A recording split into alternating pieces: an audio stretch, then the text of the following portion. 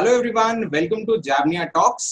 जावनिया talks में हमारी कोशिश रहती है कि हर हफ्ते हम आपके सामने ऐसे लोगों को लेकर आए जिन्होंने अपनी लाइफ में बहुत कुछ अचीव किया है। इसी श्रेणी में आज हमारे साथ एक इनोवेटर और ऑर्गेनिक रिसर्चर हैं। ये जर्नलिस्ट रह चुकी हैं, ये ब्यूटी पैकेट्स जीत चुकी हैं और अब एक सक्सेसफुल ब्यूटी वेंचर चला रही हैं ऑर्गेनिक प्रोडक्ट्स का। हम स्वागत करना चाहेंगे तेजस्विनी सिंह जी का। थैंक यू राघव, आपने इतने वंडरफुल शो में मुझे बुलाया और मैं बहुत हैप्पी फील कर रही हूँ कि आज मैं आपके शो का पार्ट बनी हूँ। और जैसे कि आज हम पूरी बात करने वाले हैं मेरी लाइफ स्ट्रगल के बारे में और कैसे मैं यहाँ तक पहुंची, इस बारे में शायद हम बात करेंगे, तो आपकी व्यूअर्स को बहुत हेल्प मिलने वाली है। जी, तो मैम शुरुआत हमें लगता है क्रोनोलॉजी से ही करनी चाहिए, तो थोड़ा बचपन के बारे में आप बताना चाहेंगी कि आज आप इतनी अमेजिंग चीजें कर रही हैं, तो बचपन से आप इतनी अमेजिंग रही हैं या फिर एक्सपीरियंस के साथ आपको लगा नहीं मुझे और आगे बढ़ना है? देखिए, मैं एक बहुत ही ऐसी फैमिली से बिलोंग करती थी जहाँ एजुकेशन का बहुत बड़ा रोल था। मैं एक पीसीएस ऑफिसर की डॉटर थी एंड हमारी फैमिली में मैथ्स और फिजिक्स और बायोलॉजी के अलावा किसी और सब्जेक्ट्स को बहुत ग्रेविटी से नहीं लिया जा सकता था। तो जब भी मैं छोटी थी तो मेरा सब नॉर्मल बच्चों सा कोई भी टेम्परामेंट नहीं था। मैं नॉर्मल बच्चों से थोड़ी अलग थी। मुझे कोई कपड़ा मिलता था तो मैं उसे काट के कोई डिजाइन कर देती थी। मुझे अगर तार भी मिल जाते थे किसी भी वायर के तो उसे क्रिएटिव करके मैं उसकी ज्वेलरी बना देती थी। मैं 5-6 साल की बात कर रही हूँ। और बचपन से ही मेरी ड्राइंग इतनी ज्यादा अच्छी थी कि मैं नन्हे सम्राट और नंदन में मेरी ड्राइंग छपती रहती थी। हालांकि मेरे फैमिली वालों को बहुत डर था कि मैं कहीं आर्ट्स की फील्ड में ना चली जाऊं, क्योंकि मेरी ड्राइंग बहुत अच्छी है और मैं थोड़ी क्रिएटिव हूँ। मैं अपने दोनों भाई बहनों से अलग हूँ। तो इसका एक जो साइड इफेक्ट रहा कि फैमिली में लोगों के अंदर एक डर था कि कहीं ऐसा ना हो कि इसके ये मतलब आर्ट्स में चली जाए और पूरी फैमिली की बेइज्जती हो जाए, बिकॉज हमारे यहाँ सभी जो हैं वो engineers, doctor, scientist and IAS PCS ही हैं। तो होता क्या है कि फैमिली का एक मेंटल प्रेशर, बचपन से एक डर था मुझे भी कि मैं 10th में आते आते कहीं मैं आर्ट्स में ना चली जाऊं, क्योंकि मैं क्रिएटिव बहुत ज्यादा ही थी। और डर वो हो गया हमारा जैसे ही मैं 9th में आई तो मेरे ऊपर प्रेशर बनने लगा था, क्योंकि मैं किसी भी कपड़े को काट के कुछ भी बना देती थी। लोगों को ये पता नहीं रहता था कि ये 7th क्लास की लड़की है, इसने जो ये ड्रेस पहनी है ये खुद ही इसने डिजाइन की है, कोई बिलीव नहीं करता था। तो जो लोग अगल बगल के वो जानते थे, तो मेरी मॉम मुझे बहुत प्रेशर बनाती थी कि मुझे आर्ट्स में फैशन डिजाइनिंग, ग्लैमर, इन सब चीजों में नहीं जाना है। मुझे जाना है सिविल सर्विसेज में, या मुझे इंजीनियरिंग करनी है जैसे मेरा भाई है, या my sister she is in medical. Medical तो बेसिकली मेरा जो I am a rebel child, मैं बचपन से ही एक रेबल चाइल्ड हूँ। और मैं ये बात कहती थी कि जो नॉर्मल बच्चे होते हैं वो तो नॉर्मल काम करते हैं, मैं तो हटके थी तो मैंने हटके ही काम किए। वो कहते हैं इतिहास हमेशा पागल लिखते हैं, ये कहावत है। तो कहावत इसीलिए कही गई है कि अगर आप लीक से हटके हैं तो आप कुछ ना कुछ बड़ा करेंगे। तो जब भी मैं 10th में आई तो पेरेंट्स का एक टेम्परामेंट ये था कि मैथ, साइंस, फिजिक्स, तो मैं मैथ, साइंस, फिजिक्स से हटके मैंने वही किया जो मुझे अच्छा लगता था। धीरे धीरे मुझे जैसे कि ग्रेजुएशन में आते आते एक नया मेरे अंदर टैलेंट निकल के आ गया पोएट्री का। मैं कॉपीज लिखने लगी। तो हालांकि फैमिली वाले थोड़ा अपसेट थे कि क्यों, why you are choosing these subjects जो कि हमारे मैथ, साइंस, फिजिक्स के नहीं है। इकोनॉमिक्स, कंप्यूटर साइंस, वो भी प्रेशर वाइज। मैं तो बिल्कुल हार्डकोर आर्ट्स में जाना चाहती थी। तो थोड़े दिन मेरे फादर ने मुझसे बात नहीं की, वो अपसेट हो गए। हालांकि फादर तो फादर ही होता है। फिर उन्होंने मेरे बर्थडे पे बहुत बड़ी पार्टी ऑर्गेनाइज की और मुझे मना लिया था मेरे पापा ने, और सब सही हो गया हमारे बीच में। उन्हें ये लगा कि हाँ, she wants to do something, इसको जो करना है करने दो और कोई बात नहीं, क्योंकि पापा के बहुत से फ्रेंड्स थे जो आर्ट्स बैकग्राउंड से थे और काफी नोन ब्यूरोक्रेट्स रह चुके हैं वो देश के, और काफी एटीएस हेड रह चुके हैं, या मतलब डिफरेंट डिफरेंट फील्ड में उन्होंने बहुत अच्छा काम किया है। तो एनर्जी, सोर्स ऑफ एनर्जी क्या है कि सोर्स ऑफ एनर्जी पेरेंट्स तो नहीं समझ पाते बचपन में। बच्चे को समझने के लिए पहले तो उनका उतना खुद का एक्सपोजर होना चाहिए कि वो डिफरेंट डिफरेंट फील्ड्स को एक्सेप्ट कर सकें। जब ये ग्रेजुएशन का पीरियड चल रहा था तो सेकेंड ईयर में आते आते मैं फर्स्ट ईयर में जब गई तो मेरा एक ग्रुप वहां पे बन गया था जो कि बहुत पार्टी शार्टी करते थे, क्लासेस बंक करते थे। तो थोड़ा सा मैं लीक से भटकने लगी। और लीक से भटकने क्या लगी कि मैंने क्लासेस बंक किए, साथ में मेरे फ्रेंड्स थे वहां पे, कैंटीन में बैठे रहना, तफरी करना। फिर धीरे धीरे मुझे रियलाइज हुआ कि ये मेरी लाइफ का मकसद यही नहीं है। मुझे आम बन के नहीं जीना, मुझे लाइफ में बहुत बड़ा करना है। और जब मैं अपने घर से निकलती थी तो एक सैफ अली खान का एक एड था, हालांकि वो एक अल्कोहल का एड था, it's your life make it large. At the age of 18 मैंने उस लाइन को अपनी डायरी पे नोट कर लिया था, it's your life and you can make it large if you want to. तो स्ट्रगल्स जो मेरे रहे हैं लाइफ के, वो रहे कि देखिए मेरे फादर एक बहुत ही बेहतरीन ऑफिसर थे जिन्होंने लाइफ में 2 नंबर का पैसा नहीं कमाया। तो lack of money but quality of education, quality of thoughts, ये मेरी फैमिली में बहुत रहा। तो मुझे सीखने को क्या मिला, जो भी करना है सही तरीके से करना है, रास्ता गलत नहीं होना चाहिए, इज्जत सम्मान और सही दिशा में हमें कंट्री को, खुद को आगे बढ़ाना है। तो ये जो घर का एक माहौल था वो मुझे माताजी से, पिताजी से यही प्रेरणा मिली, क्योंकि पापा कंसोलिडेशन ऑफिसर होने के बाद भी वो सिर्फ सैलरी से अपना घर चलाते थे। जो कि लोग मुझे बचपन से कमेंट करते थे कि तुम तो पैसों के बेड पे सोती होगी, तुम्हारे पापा तो चकबंदी अधिकारी हैं। तो मुझे लगता था कि ऐसा क्यों बोलते हैं, मुझे अंदर से अजीब, क्योंकि हम तो घर पे जाते हैं, हमारी तो नॉर्मल लाइफ है, वही स्ट्रगल्स हैं, एक अपर मिडिल फैमिली वाले। तो धीरे धीरे समझ में आया, क्योंकि पापा के जो फ्रेंड्स थे उनसे जूनियर आए और उन्हें बहुत सारे पैसे कमा के वो चले गए, तो समझ में आया कि हमें रास्ता सीधा रखना है। ये प्रेरणा मुझे अपने माता पिता से मिली, कभी गलत रास्ते पे नहीं जाना है। फिर जब ग्रेजुएशन में मैं आई तो मैंने ये कोट, मैंने आपको बताया, ये कोट मैंने अपनी लाइफ में गार्ड बांध लिया था, it's your life, make it large. मुझे आम बन के नहीं जीना। जब मैं फर्स्ट ईयर में मेरे थोड़े से मार्क्स कम हुए तो मैंने उस ग्रुप की लड़कियों को देखा, तो मैंने सोचा कि 10 साल बाद ये यहीं पे मिलेंगी, इसी जगह खड़ी रहेंगी, यहीं पे ये कर रही होंगी, और मुझे 10 साल बाद कुछ बड़ा करना है। और लोगों को तो पता ही नहीं चलेगा कि तेजस्विनी कौन है, उसको क्या क्या आता है, वो नॉर्मल लड़कियों जैसी नहीं है। तो बस सेकेंड ईयर में आते आते मेरा पैशन चेंज हो गया, मैंने अपना रास्ता बदल दिया, मैंने अपनी चीजें बदल दी, लोगों को बदल दिया, जीवन से उन लोगों को हटा दिया जो मेरा ध्यान भटकाते थे, क्योंकि मैं एक टीनेजर लड़की थी। 15-16 साल की लड़की का क्या माइंड होता है। तो अब मैंने अपने बाल, बहुत लंबे बाल थे मेरे, मैंने अपने बाल को बॉयकट करा दिया जस्ट बिकॉज मेरा ध्यान फैशन से हट जाए। बिकॉज उस टाइम पे एक आप जब बहुत एक टीनेज में होते हैं, लड़की के साथ में आपको फैशन में, ग्लैमर में, लिपस्टिक में, अच्छा दिखने में बहुत इंटरेस्ट होता है। तो मैंने सेकेंड ईयर में अपने पूरे बाल कटवा दिए, बॉय कट। उस समय मेरा मकसद था कि मैं अपना पूरा कंसंट्रेशन, क्या सभी नॉर्मली लोग तो बहुत कुछ बड़ा करते हैं, मैं भी एक नॉर्मल इंसान हूँ। फिर मेरा फोकस बनता चला गया, और जैसे थर्ड ईयर में मैं आई तो मैं अचानक से मेरे अंदर एक नया आर्ट डेवलप हो गया था, वो था पोएट्री लिखना। मैं कॉपीज लिखने लगी थी और एबनॉर्मल तरीके से कॉपीज लिखती थी। अगर मुझे आप अभी ऐसे बोल देंगे कालिदास, तो मैं उस पर फटाफट फटाफट मैंने कॉपी लिख दी। अब ये टैलेंट मुझे लगा कि शायद ये किसी मीडिया टास्क के लिए है, कुछ इसमें हेल्पफुल हो सकता है मीडिया वालों के लिए। तो मैंने Dainik Jagran institute of management, जो कि दैनिक जागरण अखबार का कॉलेज है, उसका विज्ञापन देखा था, और फिर वहां पे मेरे फादर मुझे लेके गए एंट्रेंस एग्जाम के लिए। तो हालांकि वहां पे जो बैठे थे वो दैनिक जागरण ग्रुप के सीनियर्स ही बैठे थे, वो प्रिंट मीडिया और एडवर्टीजमेंट के एजुकेशन से रिलेटेड डिप्लोमा कोर्स था। तो उन्होंने मुझे एक टॉपिक दिया प्रतिभा पाटिल का। उन्होंने बोला कि ये इस पे मैंने खड़े वहां पे बैठे बैठे मैंने पोएट्री लिख डाली। फिर उन्होंने नारी पे दिया, मैंने कहा कि कालिदास पे मैंने लिखा। फिर धीरे धीरे टाटा नैनो कार, मतलब वो मुझे टॉपिक देते गए। फिर उन्होंने कहा she is not a normal child, ये कोई नॉर्मल लड़की नहीं है, इसको ले लो, ये इंग्लिश मीडियम से नहीं है। मैं यूपी बोर्ड से थी हार्डकोर। उन्होंने बोला कि इंग्लिश मीडियम से नहीं है, ये जिस भी इंग्लिश मीडियम में काम करेगी तो करेगी, अदरवाइज इसका ब्रेन अलग है। तो वो जो पिकअप था उनका, वो पिकअप मेरे को लेकर उन्होंने पिकअप किया। मेरा बहुत रॉ बैकग्राउंड था, एंड पिकअप के बाद में मैंने 9 to 10 month Dainik Jagran institute of management में advertisement, public relation, copy writing. फिर वहां पे धीरे धीरे नए नए टैलेंट्स निकलते रहे कि मुझे बाद में समझ में आया कि क्या अलग है मुझ में। ये मुझे बहुत बाद में आया कि मेरी लर्निंग पावर नॉर्मल लोगों से ज्यादा तेज है। मैंने 8th क्लास में 1 मंथ की ट्रेनिंग ली थी कथक की, 1 मंथ की, 8th या 7th क्लास की बात है ये, और वो मैं आज भी एज इट इज ही परफॉर्म कर लेती हूँ विदाउट एनी ट्रेनिंग। तो मुझे लगा शायद मेरी नॉर्मल लोगों से ज्यादा लर्निंग पावर तेज है। तो मैंने इस चीज को रियलाइज किया, और फिर वहां पे एड कॉन्सेप्ट दिए जनरल केलॉग्स के, टाटा नैनो कार, मैं उस पर कॉपी राइटिंग करने लगी, एड डिजाइनिंग करने लगी। तो दैनिक जागरण ग्रुप ने बहुत अप्रिशिएट किया। फिर मुझे आईनेक्स ने कैंपस प्लेसमेंट कर लिया। आईनेक्स जो न्यूज़पेपर है देश का, दैनिक जागरण का ही एक हिस्सा है वो, उन्होंने मुझे लेके गए। फिर ब्रांडिंग एंड हम लोगों ने काफी अच्छा 12-13 नंबर पेज, जो एंटरटेनमेंट पेज पे काम किया। 1 साल इसमें रहा, फिर हिंदुस्तान का एक्सपीरियंस रहा। फिर उसके बाद में मैंने अमर उजाला में काम किया। बीच में मैंने कुछ एजेंसीज में एज अ क्रिएटिव हेड भी वर्क किया था। स्ट्रगल तो रहे, फाइनेंशियल स्ट्रगल्स भी रहे, क्योंकि आप सही रास्ते पे हो तो देखिए कि प्रॉब्लम्स आती हैं। और मीडिया में कितनी सैलरी देता है ये सारे जर्नलिस्ट को पता होगा कि मीडिया में क्या पे करता है। हिंदी मीडिया खासतौर पे उनकी सैलरी काफी वीक है। लेकिन मैं कई किलोमीटर तक पैदल चलती थी कि मेरे पैसे बच जाए और मेरे रिक्शे के और कन्वेंस के पैसे खर्च ना हो। इस वजह से मैं बहुत अंडरवेट हो गई थी, बहुत दुबली हो गई थी।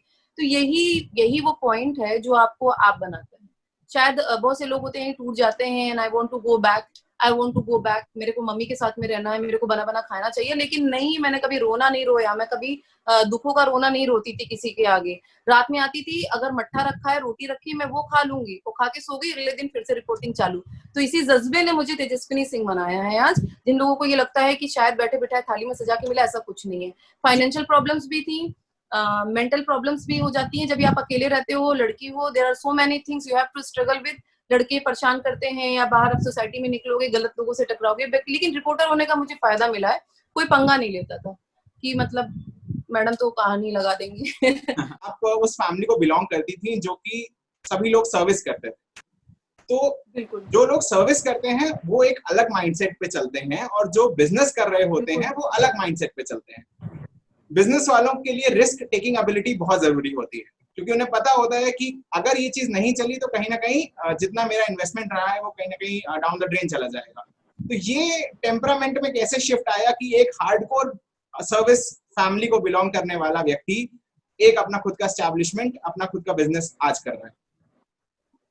राघव, इस बारे में मैं एक छोटी सी बात बोलूंगी कि जब भी कोई एक वेंचर शुरू होता है, बिजनेस के माइंड शुरू होता है कि हमें बिजनेस करना है, हमें धन कमाना है, हमें पैसा कमाना है, तो वो बिजनेस में आपको शायद सक्सेस कम मिले। जब आप इस सोच के साथ में कोई काम शुरू करते हैं कि हमें इस इंडस्ट्री को नया देना है, हमें कुछ नया करना है, हमें कोई नई चीज बनानी है, और हमें जब आपकी चीज अच्छी होगी तो जाहिर सी बात है वो लोगों को बिकेगी। अगर आप एक कोई भी व्यवसाय में आप आते हैं, आप इस सोच के साथ में आते हैं कि हमें ये नया करना है, तो वो सोच में आपका एक तो आपकी एनर्जी है, मोटिव है। पैसा कमाना, बिजनेस करना वो एक अलग मोटिव है। फिर बिजनेस के बहुत सारे पैरामीटर्स हैं, आप कोई फ्रेंचाइजी भी ले सकते हैं या कुछ भी ले सकते हैं। अगर आपका अपना खुद का मैन्युफैक्चरिंग यूनिट है तो आप उसमें उस इंडस्ट्री, मैं लेदर इंडस्ट्रीज के मैंने बहुत सारे, जब मैं रिपोर्टर रही हूँ तो मैंने इंटरव्यूज किए हैं जो देश के रेड टेप और रेड चीफ ऐसे बड़े बड़े ब्रांड्स हैं। मैं हमेशा देखती थी युवाओं से, मैं हमेशा ये सवाल करती हूँ कि आप इस क्षेत्र में नया क्या कर रहे हैं, इस इंडस्ट्री में आप हैं, आपके पिता का बनाया हुआ हजारों करोड़ों का एम्पायर है, आप लेदर इंडस्ट्री में हैं, आप चिकनकारी की इंडस्ट्री में हैं, आप एक सोफा बनाने की इंडस्ट्री में, आप एक मटेरियल की इंडस्ट्री में, आप इस इंडस्ट्री को एज अ युवा नया क्या दे रहे हैं, आपकी इस सोच का क्या नया है। यदि आप बनाए हुए सेट पैटर्न पे चल रहे हैं तो आप बिजनेस कर रहे हैं। यदि आपने ये सोच लिया कि इस इंडस्ट्री में मुझे कुछ नया करना है, और ये नया करने की सोच आपको खोजी बनाती है, और जिस दिन आप खोजी बुद्धि के बन जाते हैं उस दिन आपकी ज्ञान की सीमा कभी भी अंततः कभी भी खत्म नहीं होगी, और आप दिन प्रतिदिन नई चीजें सीखेंगे और आप अपने क्षेत्र में अच्छा करेंगे। मैम, एक चीज जो छूट रही है जिसपे हमने अभी तक बात नहीं करी है वो है आपका वो समय जब आप ने 2 ब्यूटी पेजेंट्स जीते। तो किस तरह से हस्बैंड का सपोर्ट रहा था, कैसे आप गईं, और किस तरह से आपने मिसेस ग्लोबल वर्ल्ड और मिसेस इंडिया इंटरनेशनल जीता, उस पर भी हम चाहेंगे आप थोड़ा प्रकाश डालें। देखिए, सबसे पहली बात है कि पेजेंट में मेरे को शुरू से सब लोग बचपन से बोलते थे मॉडल मॉडल, तो हालांकि ऐसा कोई इंटरेस्ट था नहीं, क्योंकि अलाउड फैमिली में ग्लैमर में जाना अलाउड भी नहीं था और मैं भी बहुत इंटरेस्टेड नहीं थी। लेकिन एक पॉइंट पे आने के बाद में मैं एक पेजेंट में गई, वहां पे मैंने बहुत सारी ऐसी चीजें देखी कि लोग चीटिंग बहुत होती है, बहुत गलत होता है, तो मुझे बड़ा, मेरा ईगो हर्ट हो गया। मेरे साथ में एक जगह चीटिंग हुई एक इवेंट में, तो मेरा ईगो हर्ट हुआ। तो फिर मैंने सोचा कि लोगों के पास ये मैसेज गया कि अगर आप गलत करते हैं या गलत तरीके से ही आपको सक्सेस मिल सकती है, तो इसलिए मैंने पेजेंट्स में पार्टिसिपेट किया और एक्सप्लोर करने के लिए इस इंडस्ट्री को कि आखिर ये इंडस्ट्री कैसे, सिस्टम ये कैसे वर्क करता है। लकीली उन्हें मेरा कॉन्फिडेंस पसंद आया, लकीली उन्हें मेरी पर्सनालिटी पसंद आई, और मैं दोनों पेजेंट में मिरर रही। इससे मुझे अच्छा क्या मिला, मुझे जब मैं फॉरेन, मेरा ये मानना है कि एक पंथ दो काज, मैं जीवन में एक ही लक्ष्य लेके चलती हूँ, एक पंथ दो काज होना चाहिए। तो जब मैं विदेश गई तो मैंने विदेश में जाते वक्त मैंने दैनिक जागरण की यात्रा के लिए मैंने डायरीज लिखी, ट्रेवल डायरीज भी लिखी, अपने एक्सपीरियंसेस भी लिखे, और वहां पे मैं जाने के बाद मैं लोगों से मिली, उनसे उनकी मैंने ऑर्गेनिक प्रोडक्ट्स के बारे में मैंने जानकारी भी ली कि आप क्या सोचते हैं, क्योंकि मेरा बहुत ज्यादा ही घूमना फिरना होता नहीं था पहले। तो जब मैं गई, एक पंथ मैंने 5 काज किए। तो मेरा जो पेजेंट का एक्सपीरियंस था उसमें मैं इसी मोटिव से गई थी कि मुझे जानना है कि ये इंडस्ट्री सिस्टम कैसे वर्क करता है। और जब मैं वहां गई, वहां का एक्सपीरियंस बहुत अच्छा था, कई फॉरेनर्स ने बहुत रिस्पेक्ट दी, बहुत प्यार दिया। हाँ, कुछ बैड एक्सपीरियंसेस भी रहे, मुझे इंडियंस होने के लिए गालियां भी मिली। इस बात को लेके मैंने राजस्थान पत्रिका से बात भी की बाद में, क्योंकि वहां पे कुछ लोग हैं जो बायस्ड हैं, वो इंडियंस को बहुत कमजोर समझते हैं। उस बात को लेके मेरे झगड़े भी हुए, और मैंने इन चीजों पे भी लेके बात की कि ऐसे एक पानी की बोतल के लिए मुझे भारतीय होने के लिए अपमानित किया गया था। तो उस चीज का मैंने जवाब भी दिया था, और मैंने आते आते उनको ये आंसर किया था। वो एक ऑस्ट्रेलियन कपल थे, मैंने बोला था कि कभी हमारे देश आके घूम जाना, पानी तो हमारे लिए बहुत छोटी सी चीज है, पानी तो बहुत छोटी सी चीज है, कभी हमारे देश आप घूम जाना। और हम आपको बताएंगे कि मेहमान नवाजी क्या होती है। एक पानी की बोतल के लिए उन्होंने हंगामा किया था, जो पानी की बोतल टेबल पे रखी थी, मैं डांस करके परफॉर्मेंस करके अपना टैलेंट राउंड के बाद आई, मैंने पानी पी लिया, तो वो खड़ा होकर यू बास्टर्ड इंडियंस, उसने ये लाइन बोली। मेरा तो, मैं तो ठहली, मतलब सटके दिमाग बुद्धि की लेडी, मेरा दिमाग खिसक गया। अब उसके बाद फिर मैं उनके पीछे पड़ गई। उसके बाद मैंने कहा कि आप जो ये रंग भेद है ये आप है, और हम आपको बताएंगे कि ये जो हमारे जो देश है। उसके बाद कई लोग आए मेरे सपोर्ट में, कई विदेशी, उन्होंने कहा नहीं मैं इंडियंस को जानता हूँ, वो बहुत अच्छे होते हैं, बहुत सपोर्टिव होते हैं। हमने कहा कि जो आप मानुषी छिल्लर है वो भी भारतीय की हमारी, उन्होंने देश को आगे बढ़ाया। तो कई सारे एक्सपीरियंस बैड भी रहे, अच्छे भी रहे, कई फॉरनर्स बहुत अच्छे मिले। और मैंने इस पेजेंट में जाके सबसे अच्छी चीज क्या सीखी है जो मैं आपको बताना चाहूंगी। अगर आप पेजेंट्स के लिए प्रिपरेशन कर रहे हैं तो पहले तो अपने अंदर कॉन्फिडेंस, अपनी सोचने की समझना की क्षमता, एक कंप्यूटर बन के मत रह जाइए कि बस आपने पढ़ा, जीके पढ़ लिया और चले गए। आपकी पर्टिकुलर किसी चीज को लेके एक सोच होनी चाहिए, और वो सोच आपको आप बनाएगी और वही आपको विनर बनाएगी, ना कि आपका त्वचा की रंगत, ना कि आपकी नीली आंखें। ये चीजें कभी भी विनर नहीं बनाती। आप पिछले आंकड़े उठा के देख लीजिए, कितने सारे हमारे साउथ अफ्रीकन बने हुए हैं विनर, अमेरिकन, ब्लैक अमेरिकन बने हैं। तो आप आंकड़े उठा के देखिए, क्या इस बेसिस पे ब्यूटी का पैरामीटर अब बदल चुका है। अब ब्यूटी का पैरामीटर सफेद रंगत नहीं रह गई है, नीली आंखें नहीं रह गई हैं। अब ब्यूटी का पैरामीटर है एक खूबसूरत सोच। यदि आप एक खूबसूरत सोच के स्वामी हैं तो दुनिया में आपका हर जगह वेलकम है, और आपकी सोच आपके साथ जीवन पर्यंत रहती है। परिवार का क्या रोल रहा था, चाहे वो ससुराल वाले हों चाहे मायके वाले हों, जब आपने पार्टिसिपेट किया? फैमिली और से सपोर्ट ही मिला, फैमिली से और हस्बैंड से। हस्बैंड में कॉल पे रहते थे, वहाँ के लोग बहुत, जब मैं गई तो सारे पार्टिसिपेंट कहते थे लव बर्ड्स एंड ऑल, मतलब मेरे को, मेरे हस्बैंड की जोड़ी को बहुत अप्रिशिएट किया जाता था वहाँ पे। और ये हमेशा फोन पे बात करते रहते थे, पॉजिटिव, मतलब हमेशा पॉजिटिव ही रहे मेरे हस्बैंड। कभी उनका ऐसा थॉट नहीं आया कि नहीं। उन्होंने कहा अगर तुम जीत भी जाओ तो भी मेरे लिए तुम विनर हो, अगर तुम नहीं भी जीतोगी तो तुम मेरी क्वीन तो तुम हो ही पहले से। तो उनका ये रवैया था। इन्होंने ये लाइन बोल दी तो थोड़ा रिलैक्स हुआ कि अगर मैं नहीं जीती तो कहीं ऐसा ना हो कि मैं लौट के आऊँ, सब लोग मेरी इंसल्ट करने। तो उन्होंने पहले बोला अगर जीत गई तो ठीक है, नहीं जीती तो कोई बात नहीं, हमारे लिए तो क्वीन हुई तुम घर की भाई। जी। तो ये बहुत ही एक रफ एंड टफ रवैया मैं बोलूंगी कि अच्छा रहा कि एक ऐसा ही होना चाहिए। ऐसा नहीं कि हम कहीं जा रहे हैं हम जीते के आएंगे। एक जगह मैं हारी थी तभी मैं आगे बढ़ी, और हारने का रीजन खैर वो दूसरा था हमारा। वो रीजन ये था कि वहाँ का टेम्परामेंट गलत था। लेकिन एक हारना भी जरूरी है जीवन में। हारोगे नहीं तो पता कैसे चलेगा कि क्यों हारते हो और क्यों। वही पहले मैं सोची थी, लोग क्यों कहते हैं कि हमेशा ऊंचा ऊंचा नहीं होना चाहिए, एक बार गिरना भी जरूरी है। तो ये पता क्यों चलता है, ये पता रीजन है कि जब भी हमको पता ही नहीं चलेगा कि हमारे किस वजह से हम आगे बड़ा सा एक झटका लगे, उससे अच्छा है कि छोटा झटका लग जाए। तो आप समझ जाओ। बिल्कुल, ये सारी बातें रही हैं। आपने क्या क्या किया अभी तक? अभी जो आप अब कर रही हैं, आप ध्यान दे रही हैं अपने वेंचर पे, बिजनेस वेंचर पे, जिसका नाम है ऑर्गेनिक ग्रीन्स। तो थोड़ा सा उसके बारे में बताइए, क्या है, क्या क्या आप उसमें डील करती हैं और किस किस तरह से आपने लोगों को फायदा पहुंचाया है? देखिए, ऑर्गेनिक ग्रीन्स शुरू करने का मैं एक छोटा सा थॉट बताती हूँ। मैं कोई भी चीज कभी भी ऐसे नहीं करने लगती, उसके पीछे कोई ना कोई कारण जरूर हुआ रहा है मेरी लाइफ में। वो चीज मुझे पिंच कर देती है तो फिर मैं उसमें आ जाती हूँ। जब मैं छोटी थी तो कोई प्रॉब्लम होती थी, मैंने कोई क्रीम खरीदी, टीवी पे ऐड देख के वो बताती थी ये काम हम करेंगे, लेकिन वो करती नहीं थी। तो मैं लाती थी, बहुत देर तक सोचती रहती थी कि आखिर इसने ये बताया और ये क्यों नहीं किया। और मेरे दिमाग में बातें घूमती रहती थी कि ये क्यों नहीं किया, इसने ये टीवी पे बोला है कि मैं ये काम करती हूँ, ये क्रीम है, ये प्रोडक्ट है या स्किन का प्रोडक्ट है, ये ऐसा क्यों नहीं वर्क कर रहा है।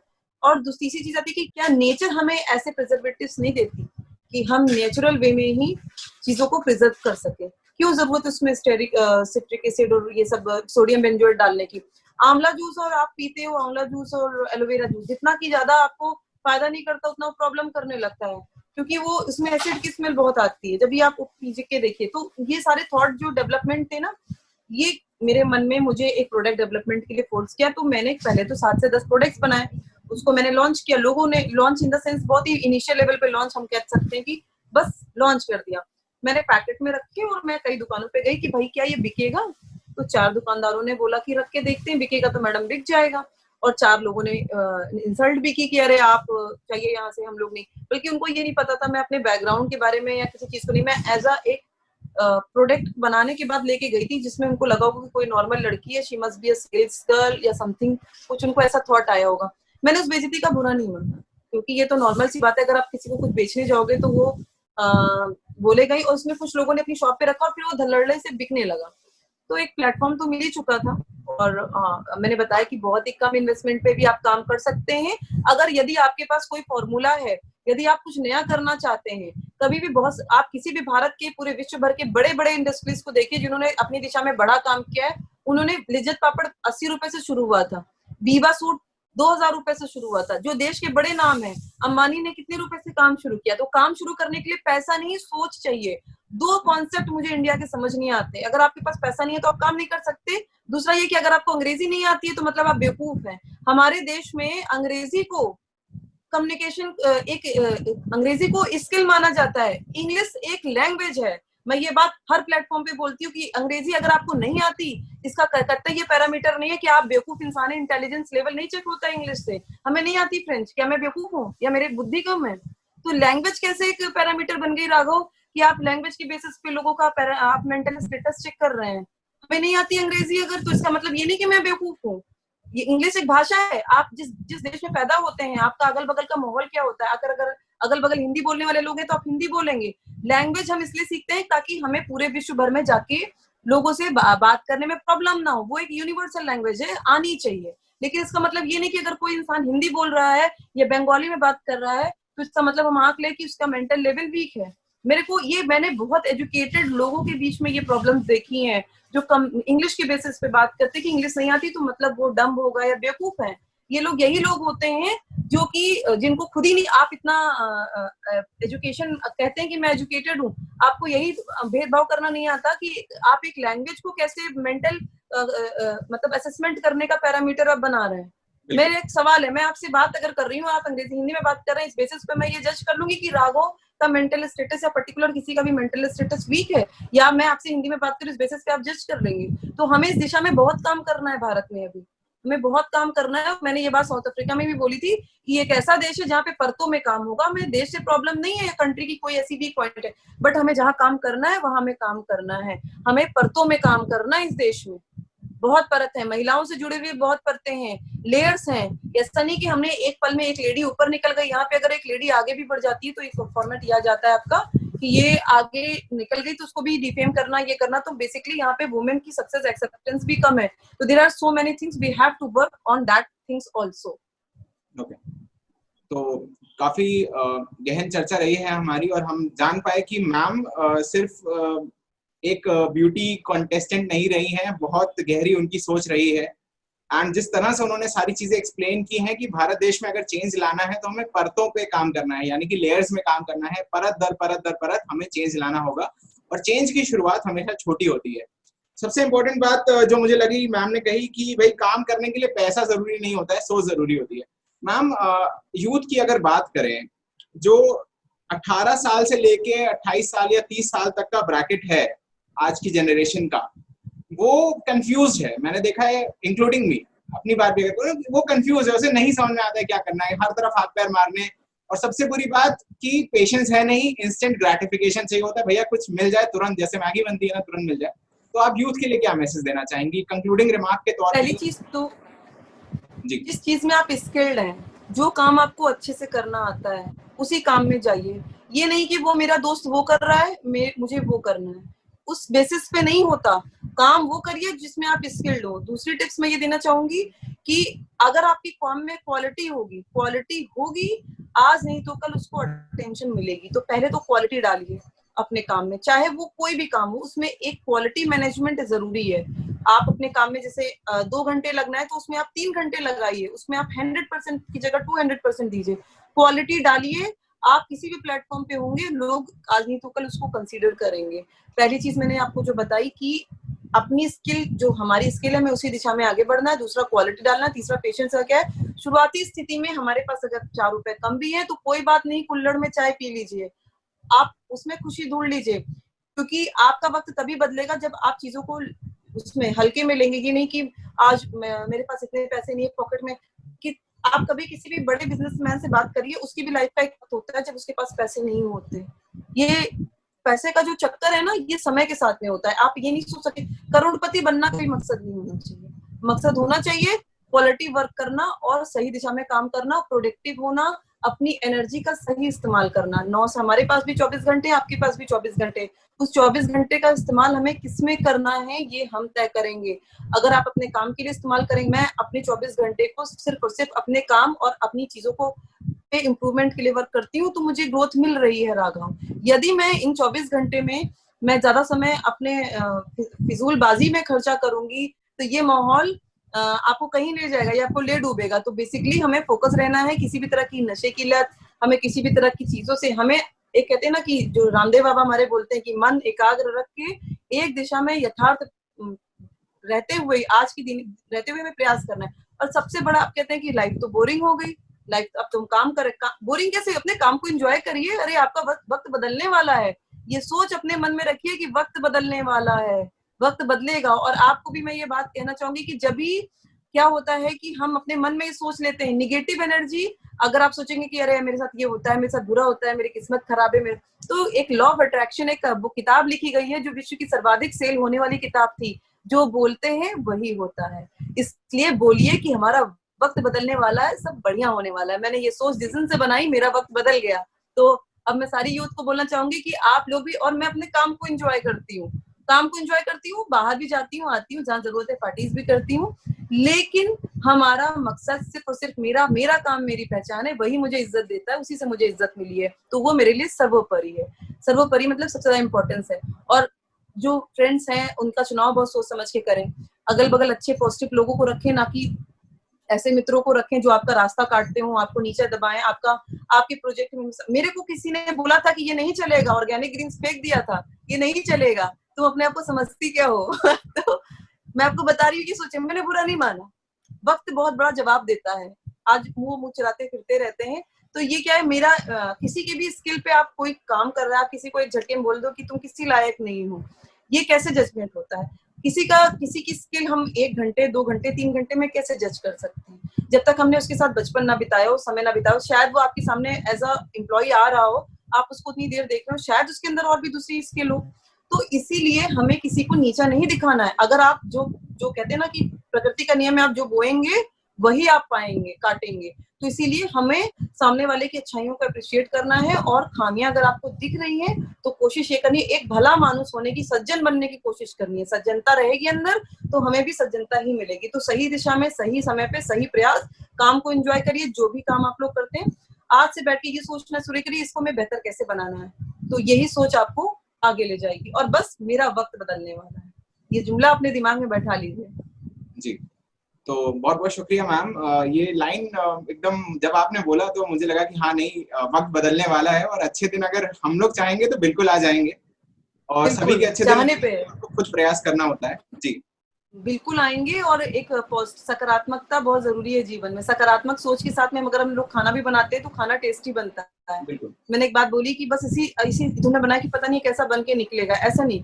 खाना बनाते समय उसमें भी हम अगर एनर्जी अच्छी डालते हैं, भले ही आजकल तो इंडिया में हमारे मेल कुक भी बहुत हैं, जो लड़के कुछ ना कुछ, चाय तो बनाते ही होंगे आप अपने घर पे, तो चाय बनाते समय अगर आप ये सोचते हैं हमें बढ़िया बनानी, आज मुझे बढ़िया चाय बनानी है, तो चाय में हम लोग क्या क्या नहीं डालते, तुलसी डालते हैं, इलायची डालते हैं, ये डालते हैं, और बढ़िया चाय बन के निकलती है, पी भी लेते हैं। तो वैसे ही काम करने के पहले सोचते हैं आज हमें बढ़िया काम करना है, बढ़िया काम बढ़िया सोच, क्योंकि मेरा वक्त तो, मैं तो भाई मेरा तो वक्त बहुत अच्छा है, मेरा भविष्य बहुत उज्जवल है। ये सोच हमेशा पॉजिटिविटी अपने अंदर जरूर रखें, ये मेरी सलाह रहेगी। मैम, बुक्स का आपने जिक्र किया और द सीक्रेट की आपने बात करी, लॉ ऑफ अट्रैक्शन की, और भी कोई ऐसी बुक्स जो आप रिकमेंड करना चाहेंगे जो आपने पढ़ी हो? देखिए, जो मुझे लगता है कि बेसिकली आप जितने भी हमारे भारत देश में विवेकानंद से जुड़ी हुई किताबें, मतलब अगर आपको कहानी किसी की पढ़नी है ना तो आप कलाम जी की पढ़िए, आप बायोग्राफी किसी की पढ़ना चाहते हैं तो तेंदुलकर की पढ़िए, आप बायोग्राफी पढ़ना चाहते हैं तो धोनी की पढ़िए, राहुल द्रविड़ को मॉडल बनाइए, रोल मॉडल अपना। आपको रोल मॉडल बनाना है। ये लोग ऐसे हैं, जब तक ये कहीं नहीं दिखेंगे, ये किसी भी प्लेटफॉर्म पे अगर आपको नहीं दिख रहे हैं, बट आप कभी भी आपके दिमाग से ये नहीं जाएंगे। तो अभी जो इंस्टेंट दिख रहा है वो है पीआर मीडिया। पीआर मीडिया क्या करता है कि किसी भी एक एक्टर के, एक आपका क्रिकेटर, एक्टर या राइटर, उसके पास पैसा आ गया, उसका पीआर हर जगह दिख रहा है, बट वो रोल मॉडल आपके नहीं है। रोल मॉडल कौन है? जिन्होंने अपने जीवन को संयम से जीते हुए, एथिक्स पे रहते हुए, परिवार को भी लेके चलते हुए समाज की दिशा में एक अच्छा काम किया और सम्मानित रूप से जीवन जी रहे हैं। चाहे आप फिल्म स्टारों में, बहुत से ऐसे फिल्म स्टार हैं, तो आप किसी को भी अगर मॉडल, रोल मॉडल बना रहे हैं, टाटा, हम रतन टाटा को फॉलो करते हैं, आप उनका डेटा देखिए, कंटेंट देखिए, क्या दिमाग पे असर पड़ता है, क्या बेहतरीन इंसान है। हम जैसे युवाओं के लिए एक रोल मॉडल है कि इतना धन होने के बावजूद भी उन्होंने कभी अल्कोहल और सिगरेट का बिजनेस नहीं किया, भारत में रह के भारत की इकोनॉमी को बढ़ाने का काम किया, तो क्या हमें दूसरा रतन टाटा मिलेगा? ये सवाल हमें खुद से करना है। अगर हम उनसे 50% की सीख लें तो हम अपनी लाइफ में, अब जो इज्जत रतन टाटा की है, क्या आप, बहुत सारे बिजनेसमैन है देश में जो अरबों खरबों के मालिक होंगे, लेकिन आप बताइए क्या रतन टाटा जी की जो इज्जत है वो कोई बना पाया? ये चीज यहीं पे होती है कि ये रिस्पेक्ट की कोई कीमत नहीं होती, और आपको भी वैसे ही व्यक्तित्व की छवि रखनी चाहिए। लोगों को, युवाओं को ऐसे लोगों को प्रेरणा बनाना चाहिए, ना कि किसी भी के लोगों को जो चरस गांजा लेके एडमिट रहते हैं अस्पतालों में। बट जब आप सफलता को संभाल ना पाए तो ऐसी सफलता कैसे संभालना? बिल्कुल, सफलता को संभालना भी बहुत जरूरी है, क्योंकि युवाओं पे बहुत बुरा असर पड़ता है इन सब चीजों का। मुंबई में इतना केसेस हो रहा है, उसका बहुत गलत इम्पैक्ट पड़ रहा है लोगों पे, बच्चों पे। लोग डर रहे हैं। बॉम्बे में अगर ड्रग्स का धंधा है, हमारे बच्चे के पास 4 पैसे आते हैं, हमारे परिवार के किसी भी सदस्य के पास, तो क्या वो ड्रग्स लेने लगेगा? तो ये चीज जो है माहौल, हमें क्या, हम कहीं भी जाएं, अमेरिका जाएं, लंदन जाएं, पेरिस जाएं, हमें कहाँ तक जाना है, क्या हमें करना है, ये हमें पता होना चाहिए। संयमित होके सफल होना है, और हमें रतन टाटा और सचिन जैसी एक आइडेंटिटी को फॉलो करना है। बहुत बहुत शुक्रिया मैम, आपने अपना कीमती समय हमारे लिए निकाला। हमारी बहुत सारी शुभकामनाएं हैं आपके सारे वेंचर्स को, चाहे वो प्रोजेक्ट कर्ण हो जिसमें आप बच्चों की अपलिफ्टमेंट पे ध्यान दे रही हैं, चाहे वो आपका जो वेंचर है, ब्यूटी वेंचर है ऑर्गेनिक ग्रीन्स का। एंड हम चाहेंगे देश में आपको सुन के और भी ऐसी महिलाएं और भी ऐसे पुरुष सामने आए, और जिस तरह से आपने सारी कठिनाइयों को दरकिनार करते हुए आपने अपनी एक पहचान बनाई है, आपको जितने लोग सुन रहे हैं वो भी अपने अपने क्षेत्र में अपनी पहचान बना पाए। थैंक यू राघव, मुझे बहुत अच्छा लगा आज आपके शो पे आके, और मैं चाहूंगी कि आपका शो बहुत आगे बढ़े, क्योंकि बहुत पॉजिटिविटी के साथ आप ये वर्क कर रहे हैं, और मुझे उम्मीद है 1 साल में आप एक डिफरेंट प्लेटफॉर्म पे पहुंच जाएंगे, जिस तरीके से आपका कंटेंट है, you are doing such a good job. बहुत बहुत शुक्रिया मैम, अच्छा लगता है जब आप लोग तारीफ करते हैं या थोड़ा सा और मोटिवेट कर देते हैं। एंड आज का एपिसोड अगर मैं कहूँ तो बहुत ही पावर पैक्ड रहा है, सिर्फ इसलिए नहीं कि मुझे बोलना है, बट ये जो इंटरेक्शन रहा है, entire interaction, I have thoroughly enjoyed it. अगर आपको ये एपिसोड अच्छा लगा हो तो चैनल को सब्सक्राइब करें, क्योंकि हम हर संडे एक नई हस्ती के साथ इस तरह के मोटिवेशनल टॉक्स लाते हैं, ताकि हम अपने और आपके जीवन को बेहतर बना सकें। अंत में thank you for watching. Subscribe button दबाएं अगर आपको ये वीडियो अच्छा लगा। अगर आप किसी को जानते हैं जिनकी कहानी इंस्पायरिंग है तो हमें बताएं, और हम उनकी कहानी दुनिया को बताएंगे।